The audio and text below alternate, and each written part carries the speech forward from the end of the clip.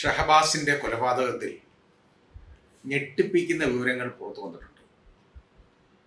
അതിൽ യഥാർത്ഥത്തിൽ നമ്മളെ ഞെട്ടിപ്പിക്കുന്ന ഒരു സംഭവമാണ് ഈ കുട്ടി കുറ്റവാളികളിൽ മുഖ്യ പ്രതി എന്ന് പറയുന്ന അവൻ്റെ അച്ഛൻ, പിതാവ്. അയാള് ഒരു ഗുണ്ടാ നേതാവും, അതുപോലെ തന്നെ അയാൾക്ക് ഒരുപാട് സ്മഗ്ലിംഗ് കേസുകൾ, അതുപോലെ വലിയ അക്രമ സംഭവങ്ങളിൽ ഏർപ്പെട്ട കേസുകൾ മുതലായവ ഉണ്ട് എന്നുള്ളതാണ് മാധ്യമങ്ങളിൽ നിന്ന് വന്നിരിക്കുന്ന വാർത്ത. അത് മാത്രമല്ല, ഷഹബാസിൻ്റെ പിതാവ് ശ്രീ മുഹമ്മദ് ഇക്ബാൽ പറഞ്ഞതനുസരിച്ച് ഈ പറഞ്ഞ കുറ്റവാളിയുടെ, അതായത് ഏറ്റവും മുഖ്യ കുറ്റവാളിയുടെ പിതാവ് ഈ സംഭവ സ്ഥലത്തിനടുത്ത് ഇത് വീഴ്ചകൊണ്ട് നിൽക്കുകയാണ്. അയാളുടെ വീട്ടിൽ നിന്നാണ് ഈ നഞ്ചക്ക് കണ്ടെടുത്തേക്കുന്നത്. നഞ്ചക്ക് എന്ന് പറയുന്ന മാരകായുധം ഈ അയാൾ മകനെ ഏൽപ്പിച്ചിട്ട് ഈ പയ്യനെ കൊല്ലാനായിട്ട് പറഞ്ഞയച്ചേക്കാണ്. അപ്പോൾ കുട്ടികളെ കൊണ്ട് ഇത് ചെയ്യിപ്പിച്ചെന്നിരിക്കട്ടെ, അവർ ജുവനയിലാണ്, ശരിയാണ്. ജുവനയിലാണെങ്കിൽ പോലും ആ ജുവനയിലിനെ കൊണ്ടൊരു കാര്യം ചെയ്യിപ്പിച്ചാൽ അത് വലിയ അതേ കുറ്റം മറ്റേയാൾ ചെയ്തതായിട്ട് പരിഗണിക്കപ്പെടും പലപ്പോഴും. ഇപ്പോൾ ഒരു കൊച്ചുകുട്ടിയുടെ കുഞ്ഞിനെ അറിഞ്ഞുകൂടാ, ഇപ്പോൾ ഒരു 3-4 വയസ്സുള്ള പ്രായമുള്ള ഒരു കുട്ടിയുടെ ശകലം വിഷം എടുത്ത് കൊടുത്തിട്ട് വിഷമാണെന്നൊന്നും പറയാതെ ഇതുകൊണ്ട് അയാൾ കുടിക്കുന്ന ചായയിലിട്ട് കൊടുക്കാൻ പറയുന്നത് എനിക്ക് കുട്ടി അത് പറഞ്ഞ് അതുപോലെ ചെയ്യും, ഇട്ടിട്ടിക്കും പോരും. ഇയാളെടുത്ത് കുടിച്ചു വെച്ച് മരിക്കുന്നു. കുട്ടിക്ക് ഒഫൻസ് ഒന്നുമില്ല, കാരണം അതിന് ആ 7 വയസ്സിൻ്റെ താഴെയുള്ള കുട്ടി ചെയ്ത് കഴിഞ്ഞാൽ നത്തിങ് ഈസ് ആൻ ഒഫൻസ്, അത് ഒഫൻസ് അല്ല. അപ്പോൾ അങ്ങനെയുള്ളപ്പോൾ അത് ചൈൽഡ് ചെയ്തതാണ്, അത് ഒഫൻസേ ആവുന്നില്ല. പക്ഷേ ഈ ചെയ്യിപ്പിച്ചവനുണ്ടല്ലോ, അവന് ഈ കൊലക്കുറ്റത്തിന് ഉത്തരവാദിയാണ് എന്ന് പറഞ്ഞതുപോലെ ഈ മാരകായുധവും കൊടുത്തിട്ട് ഈ മോനെ ഇങ്ങോട്ട് പറഞ്ഞയക്കിയാൽ അവനെ പോയി അടിച്ചു കൊന്നിട്ട് വരാൻ. അതായത് ഇയാൾക്ക് അറിയാമെന്ന് പറയാൻ ഒക്കത്തില്ലല്ലോ. ഈ നഞ്ചക്കെന്ന് പറയുന്ന സാധനം വളരെ ബലമുള്ള ഒരു ഉപകരണമാണ്, ആയുധമാണ്. അത് അത്രത്തോളം ഹാർഡ്, അതായത് അതിൻ്റെ ആ പിടികൾ എന്ന് പറയുന്നത് രണ്ട് സൈഡിലും ഒരേപോലുള്ള പിടിയാണ് ഉള്ളത്. അത് ചിലത് തടിയായിരിക്കും, ചിലത് മെറ്റലായിരിക്കും. ഇതിലേതായിരുന്നു എന്ന് ഞാൻ കണ്ടിട്ടില്ല, ഇതിനകത്ത് എനിക്കറിയില്ല. പക്ഷേ ഈ ഒരു ഗുണ്ടാത്തലവനായിട്ട് നടക്കുന്ന ഒരുത്തൻ ഉപയോഗിക്കുന്നത് നല്ല ബലമുള്ള നഞ്ചക്ക് തന്നെയാണ്. അപ്പോൾ അത് കൊടുത്താൽ ഒരു കുഞ്ഞിൻ്റെ തലയിൽ അടിച്ചാൽ അത് തല അവിടെ കിഴിഞ്ഞു പോകും, പൊട്ടിപ്പോകും എന്നുള്ളതിനെ കുറിച്ച് ഇയാൾക്ക് സംശയമൊന്നുമില്ല. മനസ്സിലായി? ഇത് നോക്കിയിട്ട് ഈ കുട്ടിയെ പറഞ്ഞയച്ചിട്ട് അവൻ്റെ പ്രകടനം കാണാൻ അവൻ അവിടെ വന്ന് നിന്നെന്നാണ് ഇതിനടുത്ത്. അപ്പോൾ അത് യഥാർത്ഥത്തിൽ വലിയ ക്രിമിനൽ ഒഫൻസാണ് അതിൽ കണ്ടേക്കുന്നത്. ഉദാഹരണമായിട്ട് ഇപ്പം നമുക്ക് പറയാം, അത് ഇന്ത്യൻ പീനൽ കോഡിൻ്റെ അതിലെ 2 ഭാഗങ്ങളുണ്ട്. ഒന്ന്, ആ ഇന്ത്യൻ പീനൽ കോഡല്ല, ഇപ്പോൾ നമ്മുടെ ഭാരതീയ ന്യായ സംഹിത, അതിനകത്ത് വരുന്ന 49-ാം വകുപ്പ്, അതിൻ്റെ punishment of abetment if act abetted is committed in consequence and where. ഇതാണ് ഇതിപ്പോൾ, അതായത് ഈ അബറ്റ് ചെയ്ത ആക്ട്, ഇത് അബറ്റ്മെന്റ് ആണ്. പറഞ്ഞ് ചെയ്യിപ്പിക്കുക എന്ന് പറയുന്നത് പ്രേരണ കുറ്റം, പ്രേരിപ്പിക്കുക. എന്താണ്? നീ കൊണ്ടുപോയി അടിക്കും, അവനെ ആ മണ്ട അടിച്ച് കിരീട്ടോ ഞാൻ പറഞ്ഞു, തീർന്നു, മതി, അത്രയേ ഉള്ളൂ. അവൻ അതുപോലെ വന്ന് ചെയ്തു. ഈ ടെമ്പറൽ ബോണിന്, വലത്തെ ചെവിയുടെ മുകളിലുള്ള ടെമ്പറൽ ബോൺ അടിച്ച് തകർത്തു ആ കുഞ്ഞിൻ്റെ. അങ്ങനെയാണ് ആ ബ്രെയിനിന് ഇഞ്ചുറി ഉണ്ടായിട്ട് അവൻ മരിച്ചു പോകുന്നത് കേട്ടോ. അത് കൂടാതെ അവൻ്റെ നെഞ്ചത്ത് വലിയ ഇഞ്ചുറി ഉണ്ട്.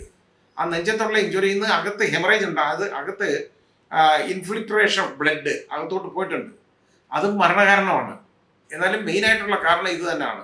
2 ഫേറ്റൽ ഇഞ്ചുറീസാണ് ആ കുഞ്ഞിൻ്റെ ദേഹത്ത് ഉള്ളത്. പിന്നെ അത് കൂടാതെ ധാരാളം അടിയടിയും ചതവുകളാണ്. അപ്പോൾ ഈ നഞ്ചക്ക് വെച്ച് അടിച്ചേക്കുന്ന സാധനമാണ്. അപ്പോൾ ഇത് വരുത്തിയപ്പോൾ ഇയാൾ പറഞ്ഞയക്കുന്നു, അവൻ ചെയ്യുന്നു. ഇയാൾ ആ സ്ഥലത്തില്ലെന്ന് തന്നെ ഇരിക്കട്ടെ. ഈ ആക്ടിന് പറഞ്ഞേക്കുന്ന ഒഫൻസ് എന്താണെന്നറിയാം. ഇതിൻ്റെ ഒഫൻസ് പറഞ്ഞേക്കുന്നത്, അതിന് ശിക്ഷ punishment provided for that offence. അതായത് ആ ഒഫൻസിന് പറഞ്ഞേക്കുന്ന പണിഷ്മെന്റ്, അതായത് കൊലപാതകത്തിന് പറഞ്ഞേക്കുന്ന ശിക്ഷ, ഒഫൻസിന് പറഞ്ഞേക്കുന്ന ശിക്ഷ, ആ പണിഷ്മെന്റ് എന്ന് പറയുന്നത് ഒന്നുകിൽ death or imprisonment four life and fine. ഇത് 2ആണ്. ഇതിലേതെങ്കിലും ശിക്ഷ, അതായത് ഒന്നിൽ കൊലപാതകത്തിന് ഡെത്ത് പെനാൽറ്റി, അല്ലെന്നുണ്ടെങ്കിൽ അതേപോലുള്ള ജീവപര്യന്തം തടവ്. ഈ പറയുന്ന ഏതെങ്കിലും കുറ്റമാണ് അയാൾ ചെയ്തു വെച്ചേക്കുന്നത്. ഈ പറയുന്ന ശിക്ഷകൾ കിട്ടാവുന്ന ഒരു കുറ്റമാണ് അയാൾ ചെയ്തേക്കുന്നത്. ഇനി അയാൾ അവിടെ ഉണ്ടായിരുന്നു എന്ന് പറഞ്ഞാൽ, അതായത് സംഭവ സ്ഥലത്ത് തന്നെ വേണമെന്നില്ല, ഇത്തിരി അങ്ങോട്ട് മാറി നിന്ന് കണ്ടുകൊണ്ടിരിക്കുന്നതെന്ന് പറഞ്ഞല്ലോ, മതി, ഉണ്ടെങ്കിലുണ്ടല്ലോ അയാളും ഈ ഒഫൻസ് നടത്തിയതായിട്ട് കണക്കാക്കപ്പെടും. അതാണ് ഈ ഭാരതീയ BNSന്റെ ഭാരതീയ ന്യായ സംഹിതയുടെ 54-ാം വകുപ്പ് പറയുന്നത്. Abettor present when offence is committed. അങ്ങനെയാണെങ്കിൽ എന്താണെന്നറിയോ, അത് ആക്ട് കമ്മിറ്റ് ചെയ്യുകയും ചെയ്യണം. ഈ പറഞ്ഞ ആക്ട് കമ്മിറ്റ് ചെയ്തു, അയാൾ കണ്ടുകൊണ്ട് ദൂരെ മാറി നോക്കിക്കൊണ്ട് നിൽക്കുക, വീഴ്ച കൊണ്ട് നിൽപ്പുണ്ടെന്നാണ് പറഞ്ഞത്, നോക്കിക്കൊണ്ടിരിക്കുക, ചെറുക്കൻ്റെ പ്രകടനം നോക്കിക്കുക കേട്ടോ. He shall be deemed to have committed such act or offence. ഇയാൾ ഈ കുറ്റം ചെയ്തതായിട്ട് കാണണം.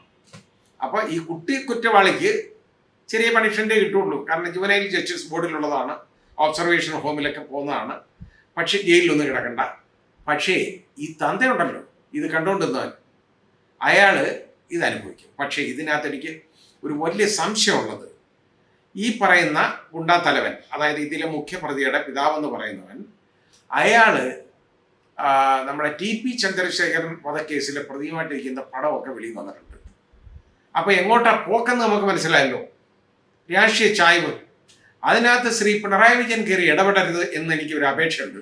ഇതൊരു കുഞ്ഞിൻ്റെ കാര്യമാണ്, ഒരു കുഞ്ഞു മരിച്ചാണ്, നിങ്ങൾക്ക് മക്കളുള്ളതാണ്, നിങ്ങൾ കണക്കാക്കണം, അതൊക്കെ മനസ്സിലാക്കണം. ഇത് അവൻ ഏത് രാഷ്ട്രീയക്കാരനാവട്ടെ, ഒരു കുഞ്ഞിനെ അടിച്ചു കൊല്ലാനായിട്ട് പറഞ്ഞ് ആയുധം കൊടുത്ത് വിടുന്നവനെ, അതിൻ്റെ പേരിൽ ശരിയായ നടപടി വേണം. അയാളെ ഈ കേസിൽ, അയാളായിരിക്കും യഥാർത്ഥ മുഖ്യപ്രതി ഈ കേസിനകത്ത് വരേണ്ടത്. അബറ്ററാണ്.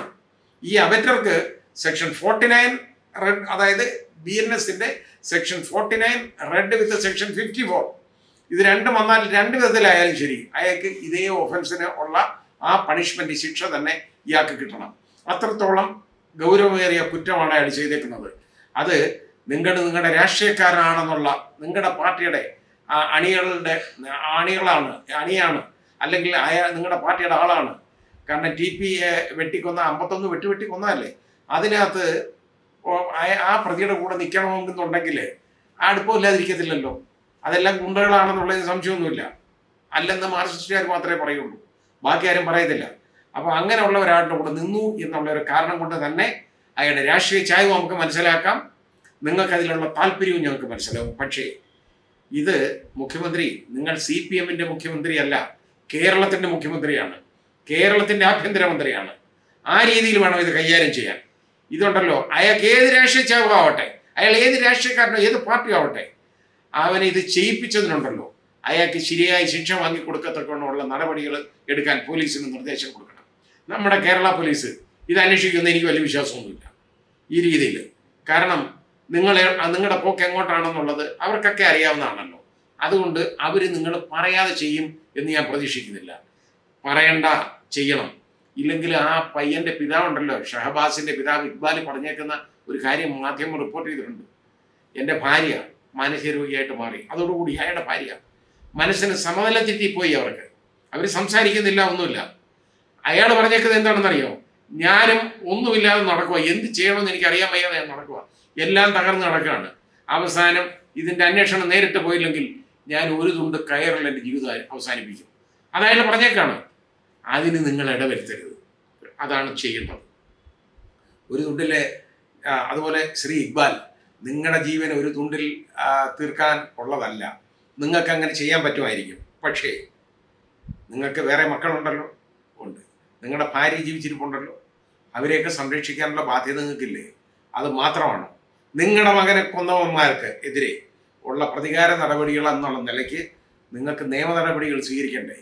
അതുകൊണ്ട് നിങ്ങൾ ഒരു തുണ്ട് കയറിൽ നിങ്ങളുടെ ജീവിതം അവസാനിപ്പിക്കുന്നതിനെ കുറിച്ചുള്ള ആലോചന നിങ്ങൾക്ക് വേണ്ട എന്നാണ് എനിക്ക് പറയാനുള്ളത്. നിങ്ങളോട് ശ്രദ്ധിക്കണം.